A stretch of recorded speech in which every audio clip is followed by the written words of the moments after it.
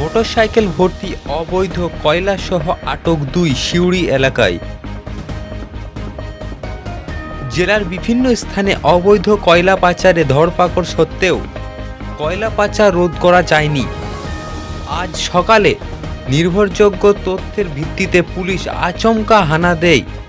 অবৈধ কয়লা ভর্তি মোটরসাইকেল সহ ২ ব্যক্তিকে আটক করে। জানা যায় দুবরাজপুর থানার ঘাট গোপালপুর গ্রাম থেকে সিউড়ি থানা এলাকার অবৈধ কয়লা পরিবহনের বিরুদ্ধে বীরভূম জেলা এনফোর্সমেন্ট ব্রাঞ্চের ডিএসপি স্বপন কুমার চক্রবর্তী নেতৃত্বে স্পেশাল টিম সিউড়ির ঝোড়ো গ্রামের কাছে সড়কে অভিযান চালায়। পুলিশ দেখা মাত্রই কয়লা পাচারকারীদের মধ্যে থেকে কয়েকজন কয়লা ভর্তি মোটরসাইকেল ফেলে পালিয়ে যায়। মোট ৬টি অবৈধ কয়লা বোঝাই মোটরসাইকেল আটক করা হয়েছে। সেই সঙ্গে মোট ৬ টন কয়লা উদ্ধার করা হয়েছে বলে এনফোর্সমেন্ট ব্রাঞ্চের সূত্রের খবর।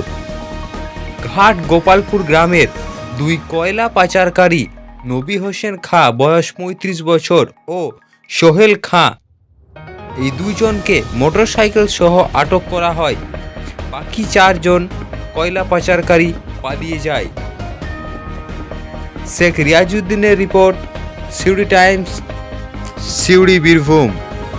তোমার নবী হোসেন খাঁ, বাবার নাম? মোস্তাকিম খাঁ, তোমার বাড়ি কোথায়?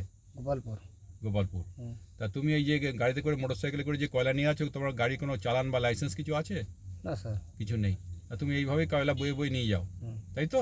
হুম। আর এই নিয়ে কোথায় নিয়ে যাও? সিউড়িতে নিয়ে যাও। হুম। সিউড়িতে বিভিন্ন জায়গায় সাপ্লাই করো, তাই তো? তাই তো বলে? হ্যাঁ বলো। হ্যাঁ। আর এই কত সপ্তাহে কভার করে নিয়ে যাও এরকম কয়লা মোটরসাইকেল করে? 1 থেকে 2 দিন। 1 থেকে 2 দিন করে নিয়ে যাও। এতে ভালো পয়সা লাভ হয়, যা হয় তোমার ভালোই হয়, তাই তো? এই ব্যবসা কদিন ধরে, কত বছর ধরে করছো ঠিক করে বলো? আমি বছর 2 থেকে। 2 থেকে চলছে। এর আগে ধরা পড়েছিলে? না স্যার।